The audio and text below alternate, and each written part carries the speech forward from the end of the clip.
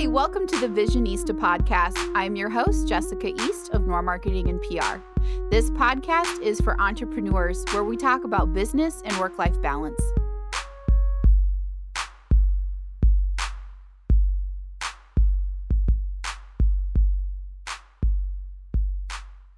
Hi, welcome to the Visionista Podcast. This is your host, 𝐶𝐘𝐧 𝐖𝐡𝐞, and I am here with my friend, Philip Roestamadji of Lion and Panda. Hi. And today's topic is a little different. Normally we talk about business things, and Philip actually is a business owner. When did you start Lion and Panda? 2013. Okay, so we started about the same time with our businesses, and they've each grown and kind of taken off in their different directions. But today's topic, even though we are both business owners, is leaving a bad situation. Everybody has bad situations here and there in their lives. Some of them are business related, some of them are personal. So give us a brief overview of what Lion and Panda does and how people can connect with you there.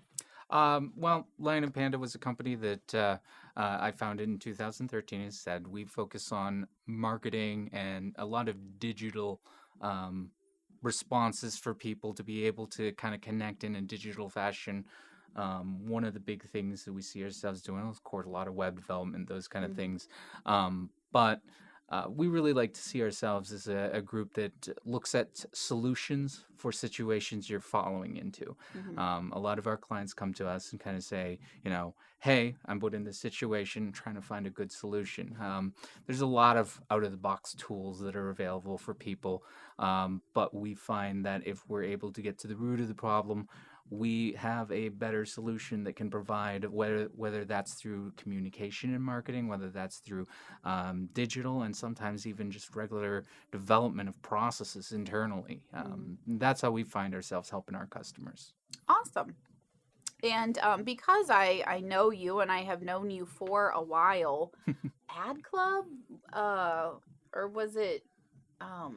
I think the New Media marketing, Dayton. a New Media Dayton. I think you might have been at some of the things when I was part of the marketing association when I was here in Dayton. Yeah, so kind of around. We've just been around and friendly for probably 10 or 12 years by this point. So some nice double dates at Solar. Check it out when they open again. Yeah. So anyway, because I know you, I know that you have faced some struggles in relationships. When for you, what was the line that you drew? Everybody deals with, we'll call them jerks, on a daily basis, and sometimes they're in and out of your life, sometimes it's just a mild irritant. But what is the line for you where somebody crosses and you're like, you know what, enough is enough, this is not okay?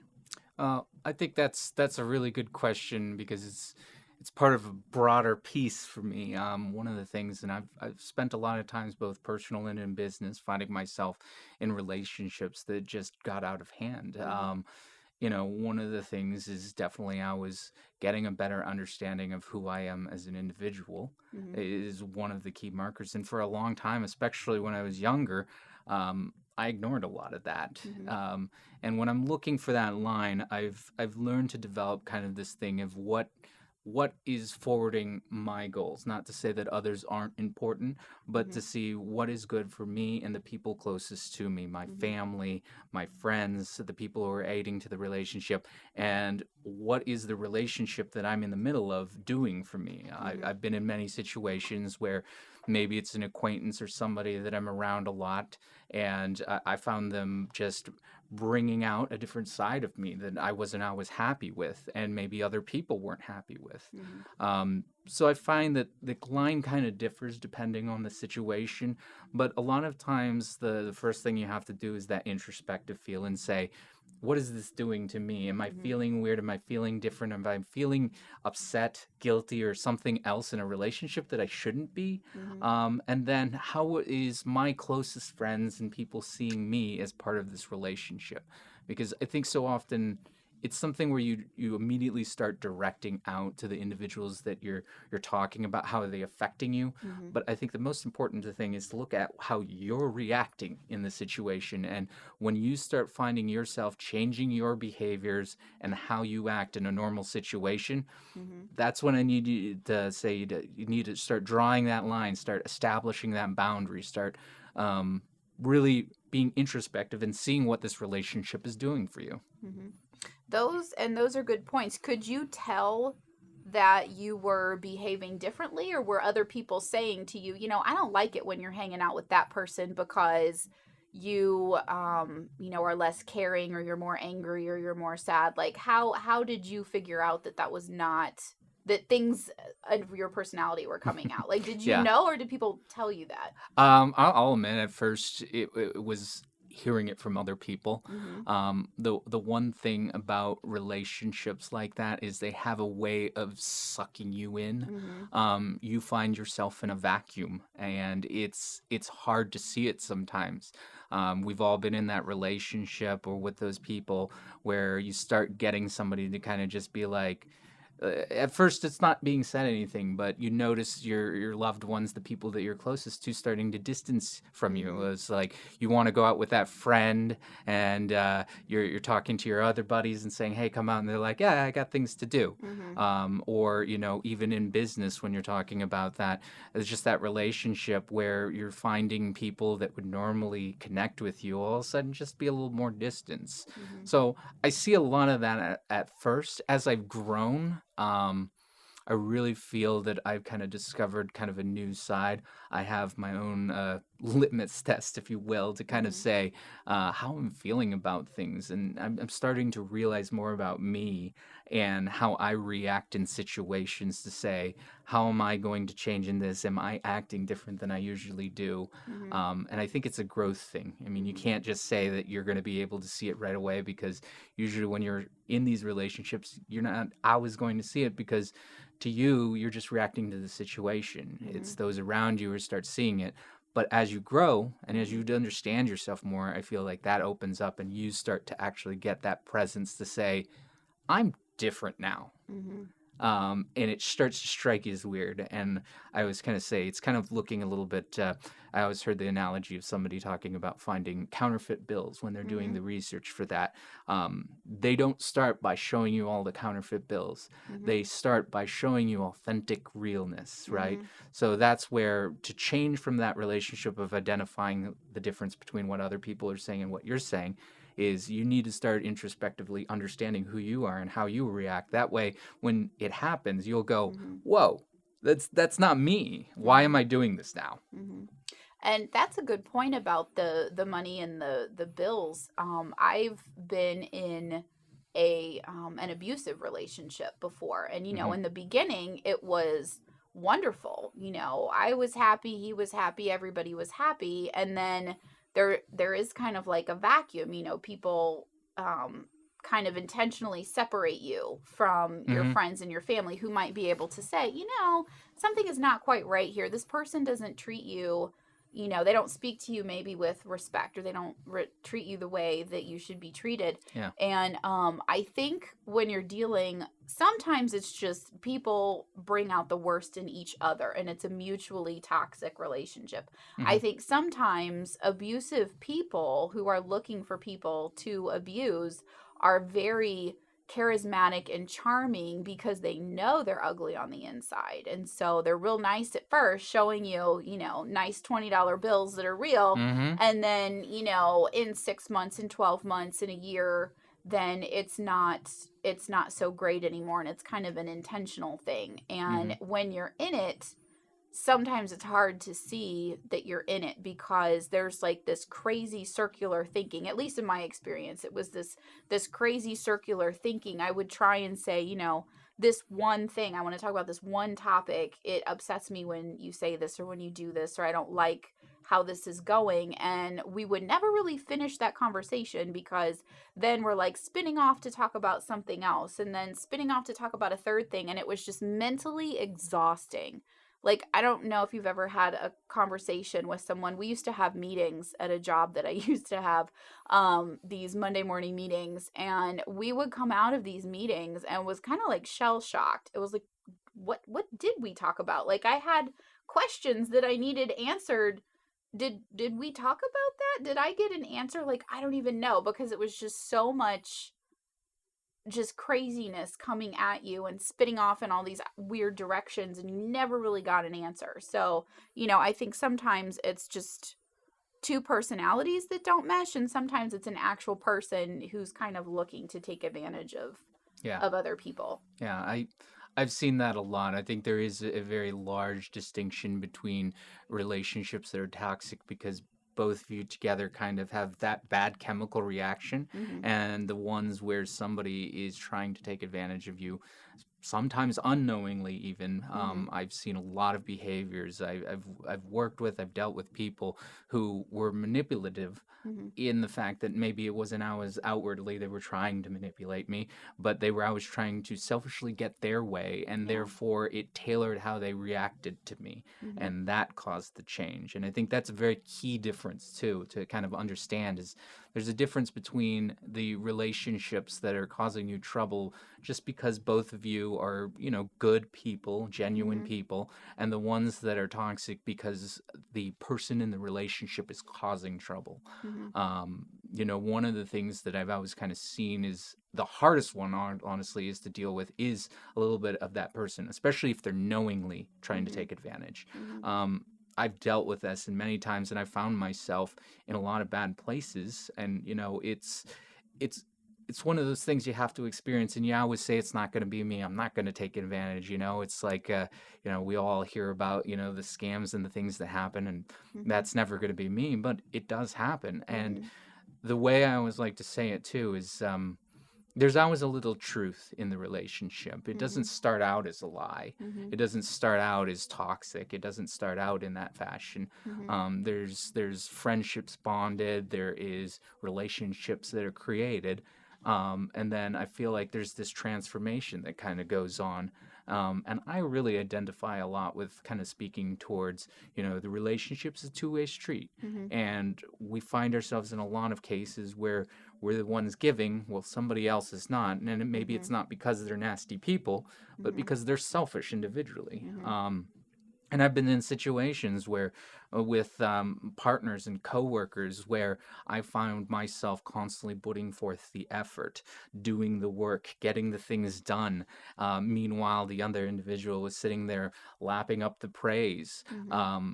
And the scary thing about that was I didn't feel anything about it, because a lot of times on the other side of the relationship, the thing that you don't see is that same person's encouraging you Mm-hmm. to do that, to continue your behavior, to continue that action.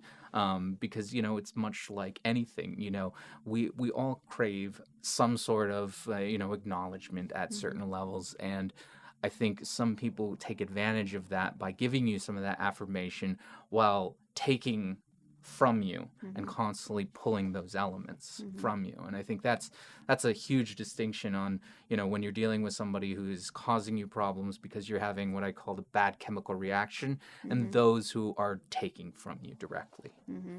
And I think that I think we can all acknowledge there are people who are just natural givers. Those are the people that like helping. They'll go volunteer places even if there's nothing writing on it and nobody ever knows they're doing it. And there are people who are takers. They like to be the one to get the praise and get the recognition. And, Mhm. if it's a whole team that's done something, they're the person who's standing up like, oh, thank you for my hard work. So I think that sometimes if you are a giving person, you stand out like a sore thumb to the people who like to take, whether they did it or not. And, sometimes I think that makes you a target. So if you are a giving person, I guess maybe guard yourself a little bit with new relationships until you can kind of suss out what their intentions are. So when do you know that it's time to go? Because leaving a relationship, and this is really, I guess, kind of why I wanted to talk about this today. There are a lot of people who are not living their best lives, and right now is the perfect time to talk about this. We've been shut down on this global pandemic. There's a lot of Mm-hmm. people that are stuck at home completely out of work. There are a lot of people stuck at home, like trying to work remotely.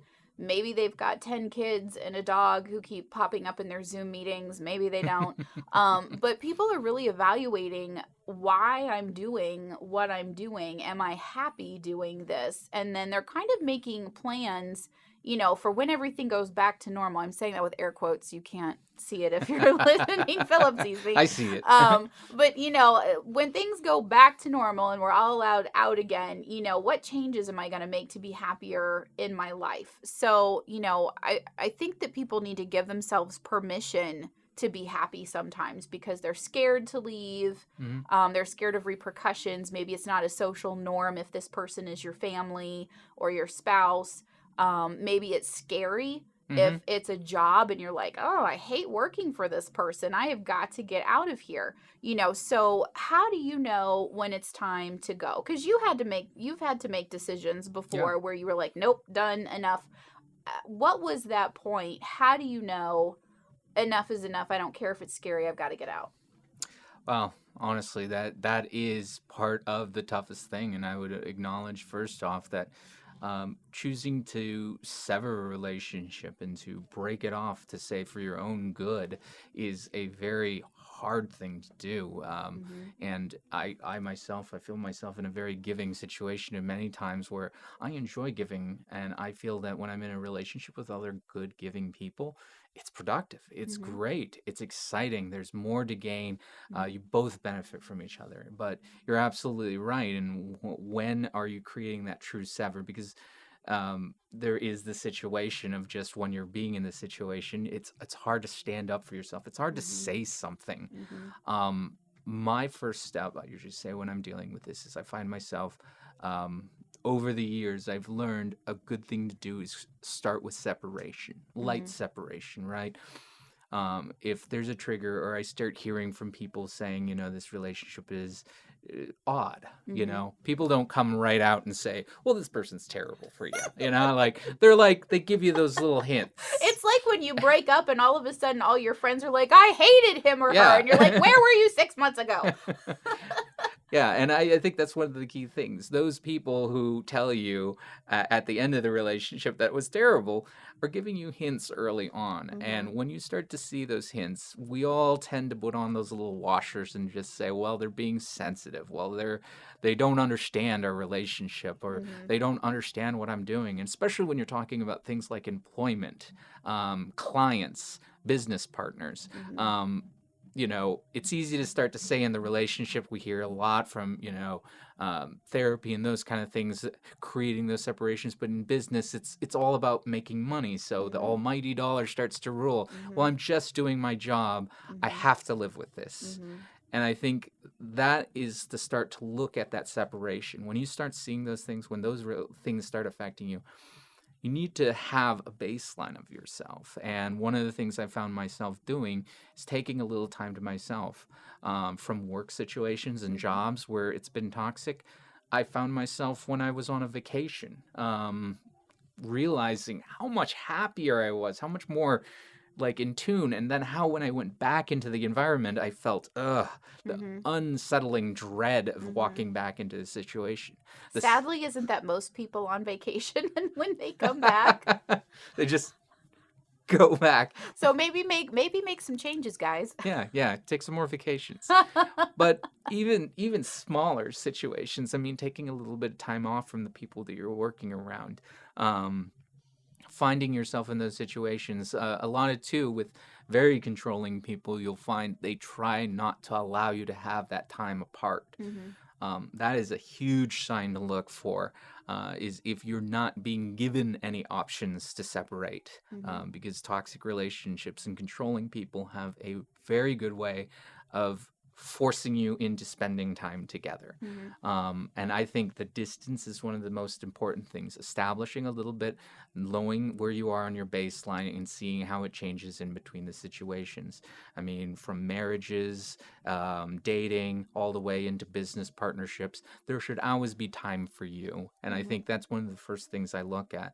And then the second thing is really talking about, again, back to me. What is this doing to me? Am I changing? Mm-hmm. I think so often we start to play the whole pushing game. Are they being awful? Are they doing terrible things? And I think the first thing you almost need to do is kind of look at your side of the street. How am I changing as a person? And again, Mm-hmm.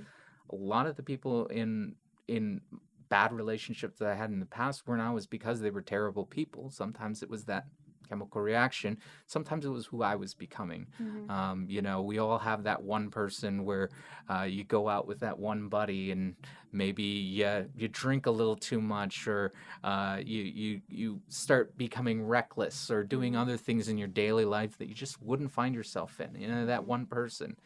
And I think it's a very important distinguisher to judge from the things that make you uncomfortable in general and the things that are changing who you are. Because Mm-hmm. there's a big difference. Mm-hmm. There are people that challenge me in my life, and it makes me uncomfortable, but it doesn't make me feel like I'm not me. Mm-hmm. Well, and a good challenge can help you grow Yeah. and become a better version of yourself, with more knowledge or more confidence to try something new that maybe you wouldn't have done otherwise. So hmm that's not necessarily a bad thing. Right, and I think that's a really key part in this is understanding there's always a distinctive change in who you are and the things you do. And a lot of times the reason why we stay in those relationships are because we continue to see that behavior and then we have guilt for it. It must Mm-hmm. be us, it must be the situation, it must be something I'm doing wrong.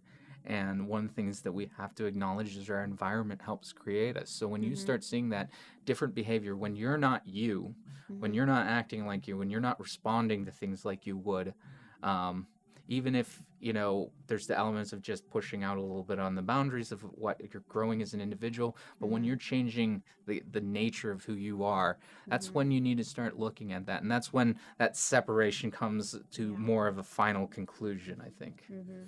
And that's a very good point. There was a point in time when I was in that abusive relationship. I would look at myself in the mirror and I did not know who that was. Like I literally, it could have been a stranger staring back at me. I didn't recognize my own reflection anymore. hmm And it took me a while after that to actually leave. There were kids involved and houses and cars and things like that. But I started to take a little time back for myself and girls night, and I'd try and go out to have girls night, and my phone would be ringing the entire time. Where are you? Who's there? Well, hmm is your server a male or a female? It's like, who cares? They just brought us drinks. Like, it doesn't matter. hmm But the more I was able to kind of tiptoe and get a little bit back to myself, I started to recognize myself again, and I started to recognize that we had a problem. So taking some time for self-reflection, whether it's with other people in a safe space or whether it's by yourself, on a hike, reading a book, at a beach, on a long drive, whatever.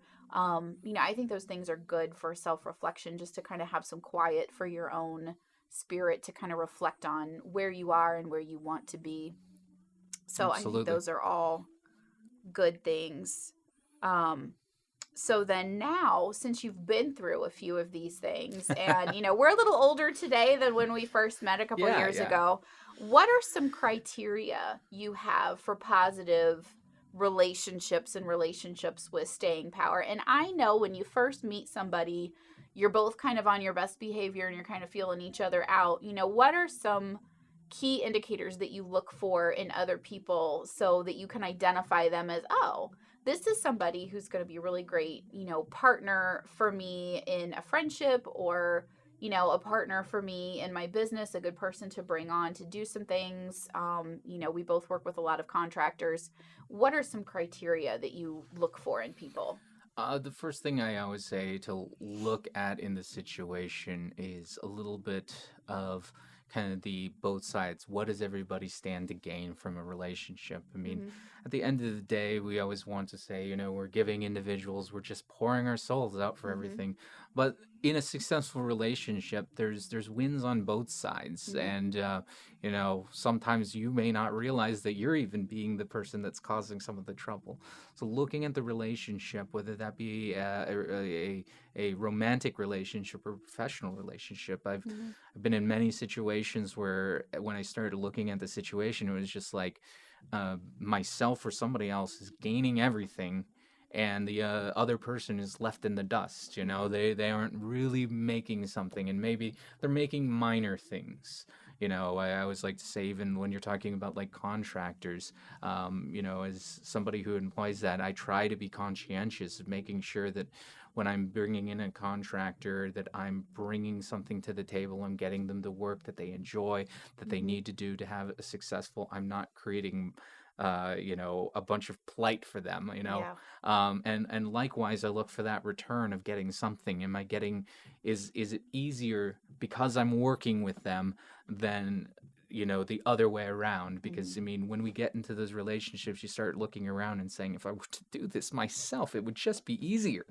And I think that moment when you can kind of come in and actually start seeing that combination effect, you're giving to them and they're giving to you, and it doesn't feel that difficulty of like you shouldn't have to fine tune and pick and be just like, well, I'm not getting all of this, or they're not doing this, or I'm doing all these things.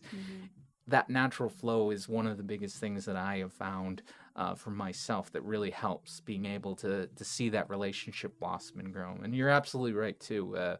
When you're looking at the relationships, you have to separate what is the newness and what is the authentic. Over time, relationships grow and change. And I think that is a key indicator. If you're constantly... And that's normal. Yeah. Like, that's not bad if you outgrow each other. That happens sometimes. Yeah, I mean, and, it's not a bad thing all the time, but it needs to change how the relationship works. And I think that is a key point. I mean, even in business, one of the things are, if the relationship's growing and you're changing and going in a different direction, it's not always about a hard sever, like, I'm never going to talk to you again, we're never going to do business again. It might be just, I feel that, I'm continuing down this trajectory and I see you going in this other path and I'm very excited for you. That honesty is part of the key there. It's not always having to make it be like I'm together or I'm not. And I think that plays into it. And that's a good point. People grow and change. I've got kids in high school right now, and whenever they or their friends have someone that they're dating, oh, we're going to be together forever, and I'm like, well, you're going to grow, and you're going to decide that maybe the person you are today is not the person you are going to be later. You decide, to change what you want to do with yourself. They're trying to figure out, do I want to be a nurse or do I want to be a vet? Both very good professions, but very different, schooling and trajectories to do those things. And so, we have that conversation a lot at home, that as people grow, it's normal to kind of outgrow friends, not because anything bad happened, but just because, you're changing and kind of moving in different directions.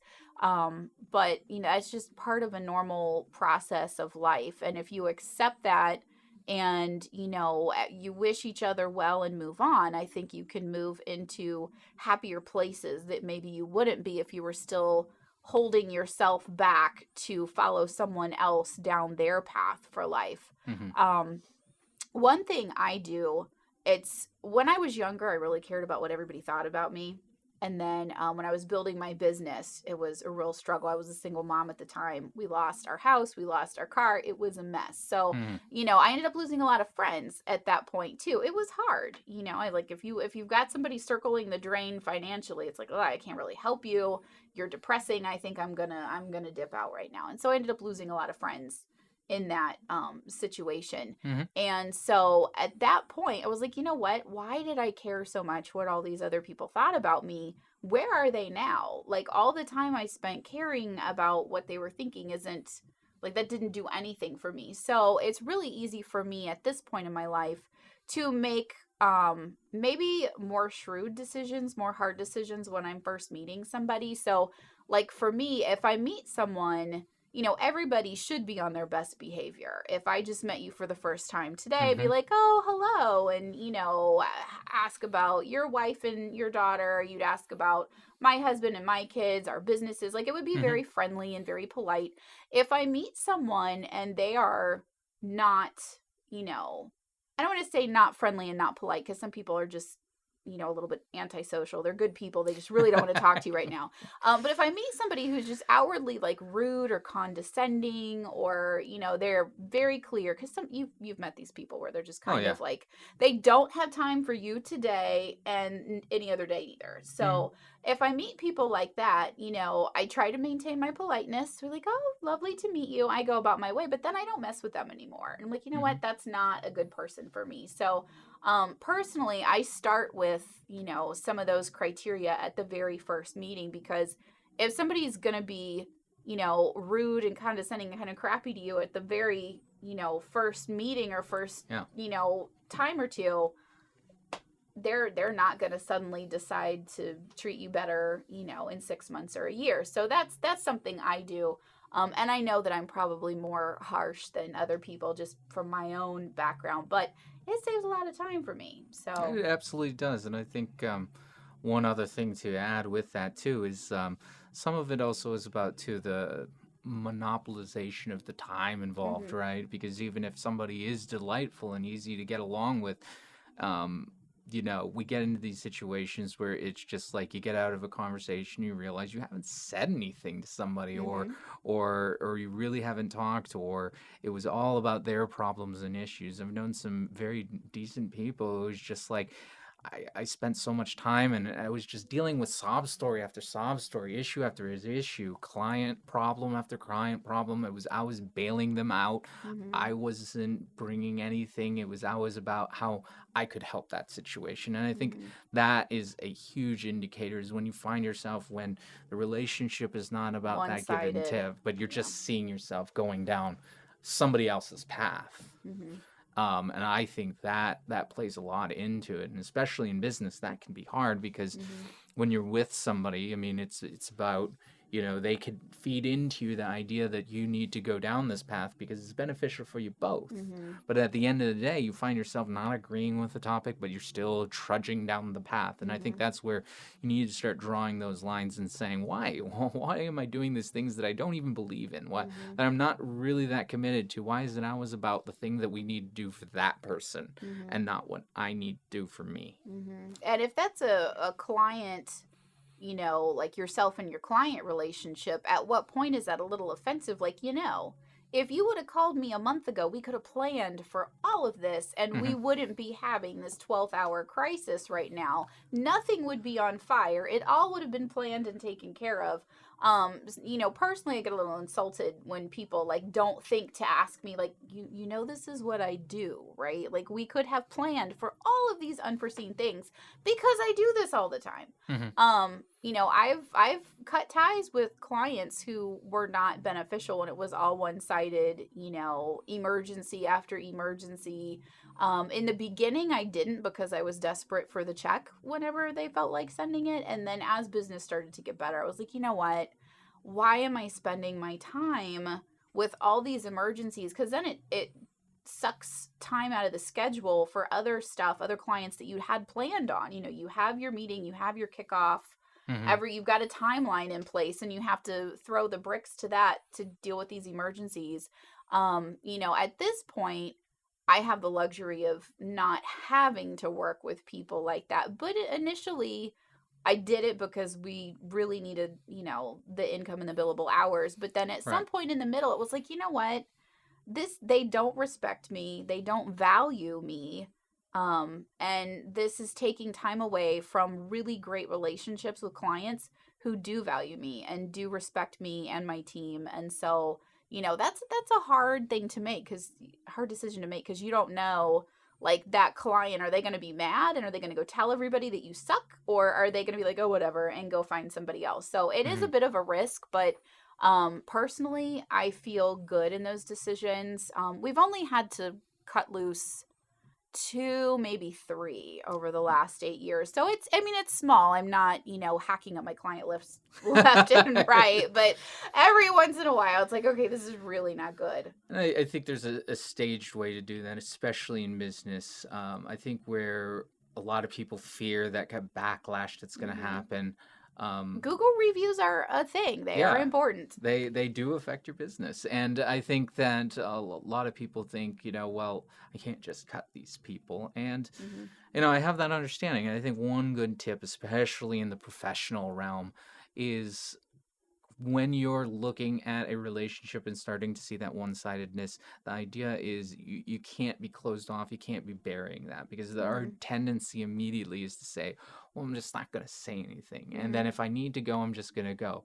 But usually that emotion ends up with the most negative reaction across the board. If you just build it up and say that a client, a business partner, I've had that in many cases with people that I'm working with, where I'm just building up kind of a problem and maybe not telling them that I'm having a problem. And I think that openness kind of helps things kind of portray out there. If you let a little bit out today and a little bit out tomorrow, if things aren't getting better and you kind of create that separation and say, well, I think it's time, even the people on the other side, even if they don't like it, they start to understand, because they've seen some of the signs themselves now. They've seen how you've been reacting to things. And I think that openness and truthfulness is one of the things that helps alleviate that you can get out of a relationship, especially in the business realm, by sharing a little bit first, just saying, well, I do think if we would have done this, this, and then as time grows and it continues to remain that way, when you pull yourself out, people, even though they might not like it or they might blame you for it, they tend to have a little bit more of a relatable sense and say, well, yeah, it wasn't good for either of us. I think this is for the best. And that's ultimately what you want. If you have to remove yourself from a relationship, whether it's business or personal, having both people be mature enough to say, you know what, this wasn't a good fit. We had some great times, we did some great work, whatever, but it was time to go our separate ways. I wish them well, you wish them well, and you kind of call it a day. Sadly, that doesn't always happen, but I think that's the goal. Right. Because at the end of the day, life is short. That's been made painfully obvious right now. Right now, especially. And we deserve to be happy, and sometimes that means making hard decisions, to kind of clear the gunk out of our life, whether it's a thing or a person or a situation, whatever. You have permission to be happy. So I am staring deeply into the microphone right now. Philip will say yes. You deserve to be happy. Don't accept nonsense for yourself just because you think you have to. Take some look at your relationships and see what you can do to move into more of a happy existence. So, do you have any final thoughts? Any one last thing you would say before we Yeah, the wrap one up? last thing too is I know sometimes people have the opinion to kind of mark this off as they're being selfish, but I like everybody to kind of remember one major thing is usually when you're feeling this way, the other party may be too. And even if you feel bad for them or those kind of things, sometimes cutting the ties is just what's needed. You can't predict the future. You can't know what's going to happen. You can't say that they would just die without me. You have to look at it objectively, and you staying in a relationship that is toxic and not good for you might not just be hurting you, but the other person from moving on and finding the healing they need, and finding the better relationship. And I think if you're honest with yourself, it's that two-way street there.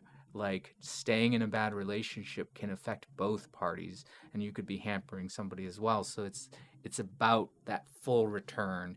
It's not just about you. It's not about you being selfish when you're cutting a relationship up. It's about allowing two people to find new opportunities. I think that's beautiful, Philip. I mean it. And I think that is a perfect place to end. So check out, there will be a link so you can find Philip and Lion Panda. And until next time, this has been the Visionista.